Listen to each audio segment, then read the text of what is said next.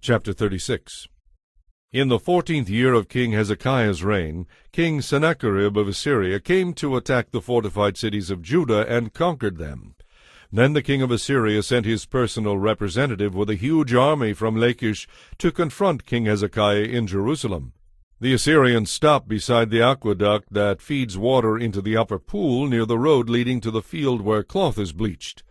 These are the officials who went out to meet with them: Eliakim, son of Hilkiah, the palace administrator, Shebna, the court secretary, and Joah, son of Asaph, the royal historian. Then the Assyrian king's personal representative sent this message to King Hezekiah. "This is what the great king of Assyria says. What are you trusting in that makes you so confident? Do you think that mere words can substitute for military skill and strength? Which of your allies will give you any military backing against Assyria? Will Egypt? If you lean on Egypt, you will find it to be a stick that breaks beneath your weight and pierces your hand. The Pharaoh of Egypt is completely unreliable. But perhaps you will say, 'We are trusting in the Lord our God.' But isn't he the one who was insulted by King Hezekiah? Didn't Hezekiah tear down his shrines and altars and make everyone in Judah worship only at the altar here in Jerusalem? I'll tell you what, my master the king of Assyria will strike a bargain with you.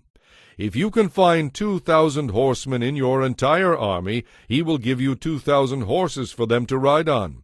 With your tiny army, how can you think of challenging even the weakest contingent of my master's troops, even with the help of Egypt's chariots and horsemen?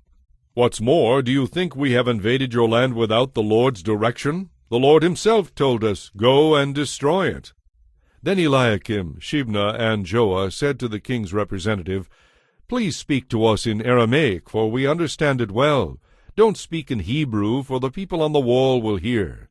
But Sennacherib's representative replied, "My master wants everyone in Jerusalem to hear this, not just you. He wants them to know that if you do not surrender, this city will be put under siege. The people will become so hungry and thirsty that they will eat their own dung and drink their own urine." Then he stood and shouted in Hebrew to the people on the wall, "Listen to this message from the king of Assyria. This is what the king says. Don't let King Hezekiah deceive you. He will never be able to rescue you. Don't let him fool you into trusting in the Lord by saying, 'The Lord will rescue us. This city will never be handed over to the Assyrian king.' Don't listen to Hezekiah. These are the terms the king of Assyria is offering. 'Make peace with me. Open the gates and come out. Then I will allow each of you to continue eating from your own garden and drinking from your own well. Then I will arrange to take you to another land like this one, a country with bountiful harvests of grain and wine, bread and vineyards, a land of plenty.' Don't let Hezekiah mislead you by saying, 'The Lord will rescue us.' Have the gods of any other nations ever saved their people from the king of Assyria? What happened to the gods of Hamath and Arpad? And what about the gods of Sepharvaim?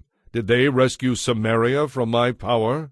What god of any nation has ever been able to save its people from my power? Name just one. So what makes you think that the Lord can rescue Jerusalem?" But the people were silent and did not answer because Hezekiah had told them not to speak.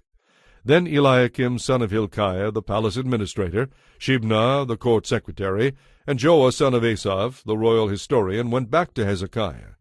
They tore their clothes in despair, and they went in to see the king and told him what the Assyrian representative had said.